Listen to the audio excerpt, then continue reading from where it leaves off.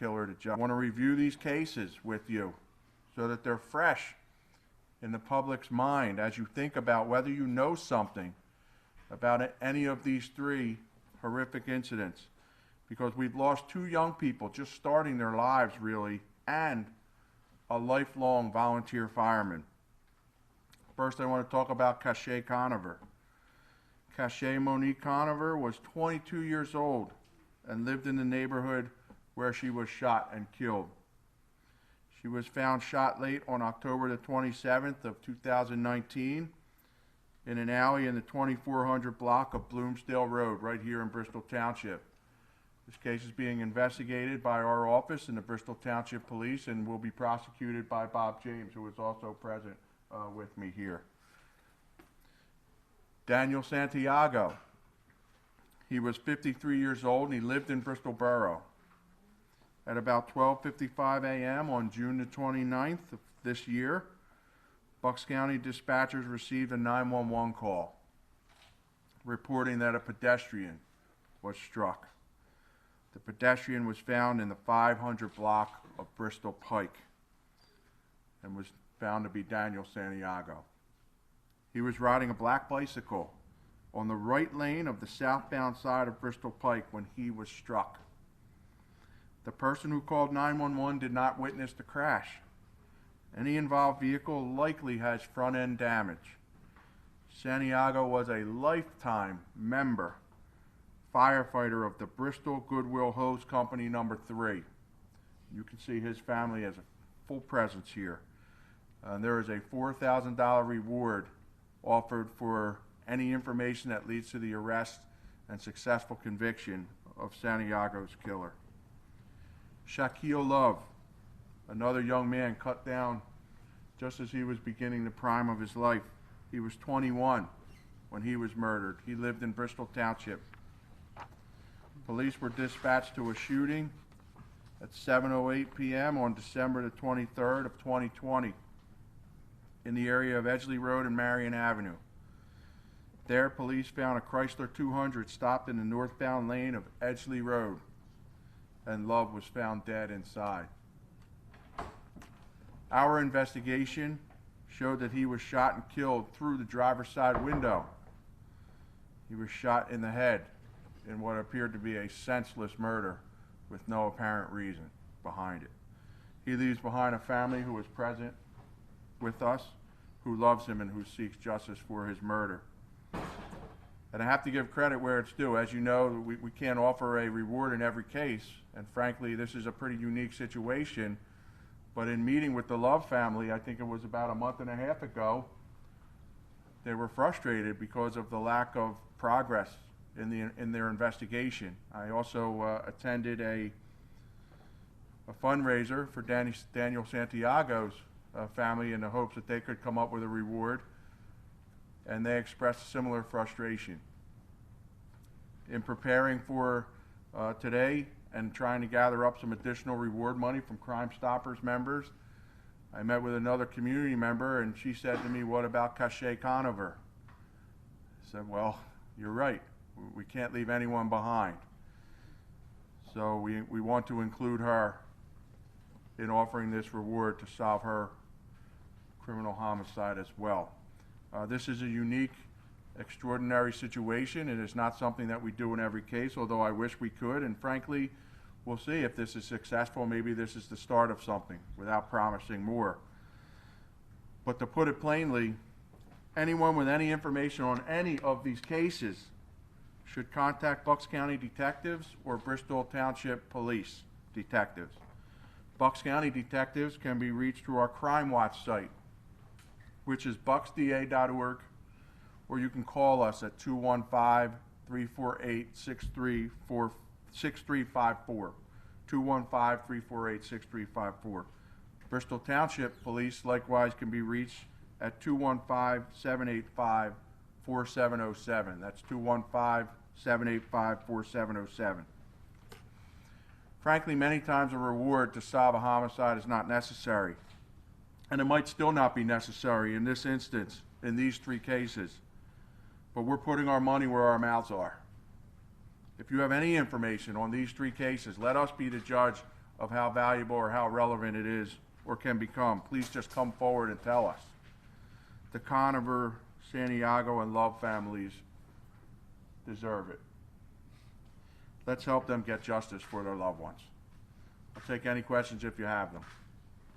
Has there been new information or feedback from the public while we're bringing these 3 cases back into the spotlight and offering a reward?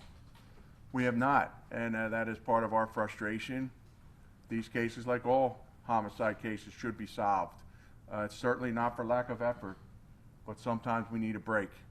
And if it means that somebody is seeking a reward, that's a judgment-free situation for us.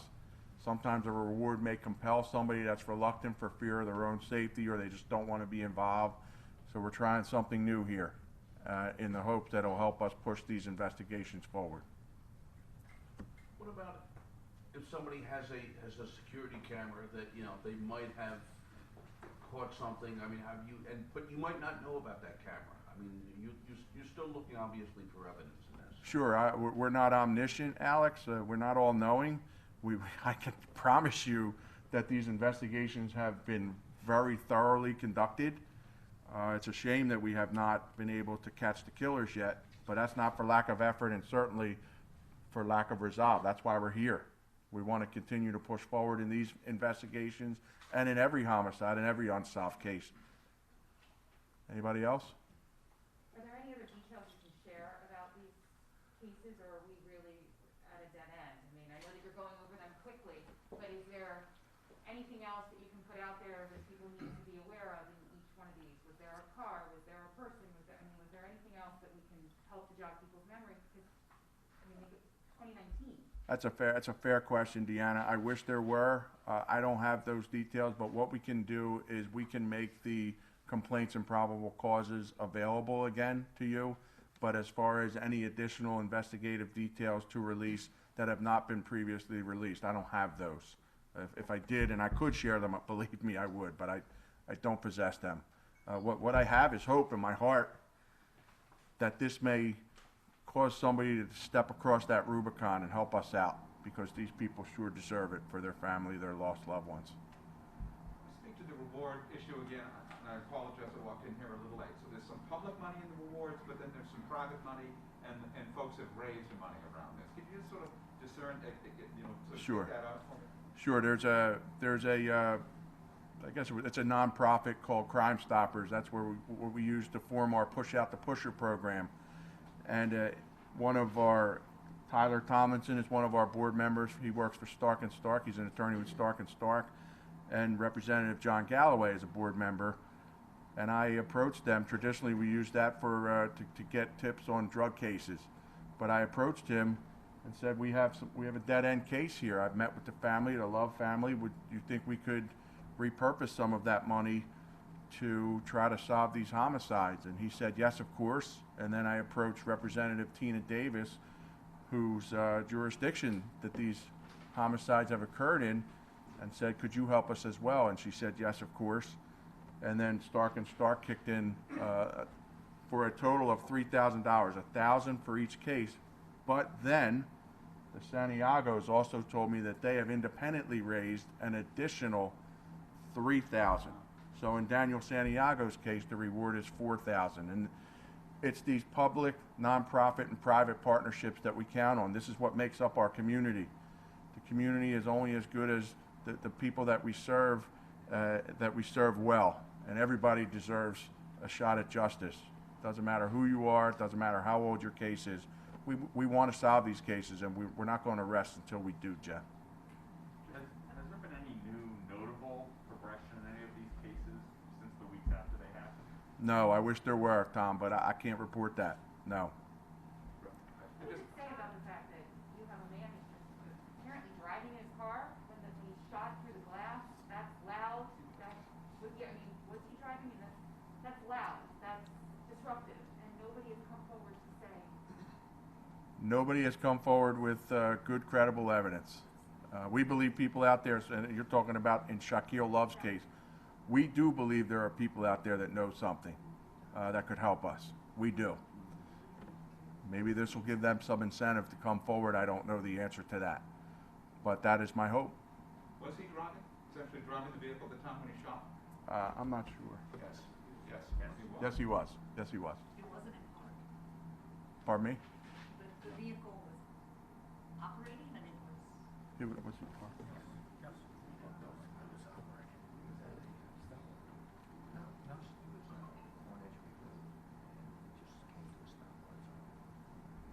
He was either in the process of driving it or stopped somewhere, but it came to a stop on Edgeley Road. And for fear of misstating any of the facts and unintentionally misleading you, I promise you I'll make sure that Manny gets you the complaints and probable causes, because these cases are not fresh.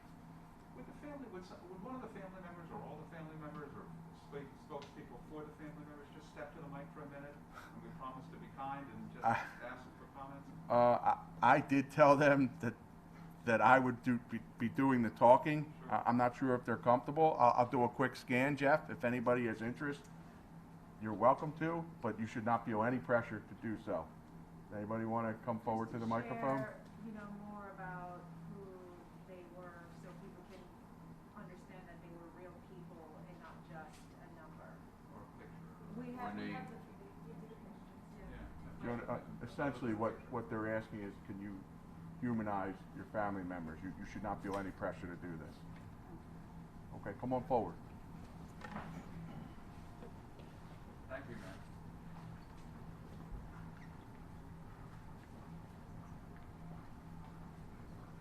Just tell us your name, Charmaine Steed. Charmaine. Spell it for us, ma'am. CHARMANE.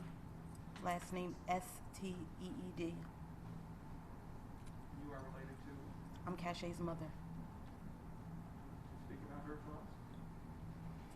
Keshay was 22 years old at the time of her death. She was a wild spirit. She liked to have fun. She was the life of the party, and tragically, we're here. What do you want people to know about her? She loved life. She loved people. You had a question? She lived in an area, before it happened, this area with a lot of people. Yes. People may have seen something or heard something. What's your plea to them? I can't hear you. What's your plea to the people, the neighbors, people in the area? I wish someone say something, because if it was their daughter or their son, they will want someone to come out and say something. And I'm not just saying it in my daughter's case, but in their case too. I knew Danny. I didn't know Shaquille, but my daughter did, and it's sad. It's sad. Like I said, everyone has this era where there's this no snitch thing, but if it was your child or your uncle or your nephew or your niece, how would you feel? You'll be standing right where we all are, asking the same thing. What was her aspirations? What did she want to do with her life? Keshay loved children. She liked to take care of people. She just liked to laugh. And she was loud, and she laughed a lot. All right, thanks a lot. Yep. This is a no pressure situation. If anybody else wants to come up, you want to come forward? Come on up. You can take your mask off. Hi, my name is Nick Santiago, and I'm here representing my brother Danny Santiago. My brother to me was not only my brother, but he was a hero for me. And I always will remember that for the rest of my life. Now, every time I will hear a fire alarm out there, or fire, it's going to remember me for the rest of my life. My brother, I just want justice served out of this. I mean, there are people probably out there know what happened to my brother, but they're scared to come out forward with this. As me being I consider my little brother. He would give you his shirt off and off his back. for one thing, what happened to my brother should have never happened. There's so many cases out there that are hit and run and they just fled the scene without.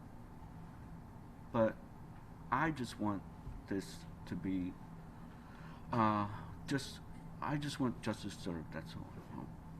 For me and my family. Because he didn't have to go this way, the way he did. Alright, thank you. I think that's all we have. Thank you. I'm gonna, One more question. Deanna? What does it say about the fact that you had 3 killings, not related, same town, here we all are, taking reward money to get information? That's a lot of killings in the same town. They are spaced apart. They have absolutely nothing to do with each other. We don't have a lot of people coming forward. Now, We have, yeah, Shaquille's mom wants to come forward.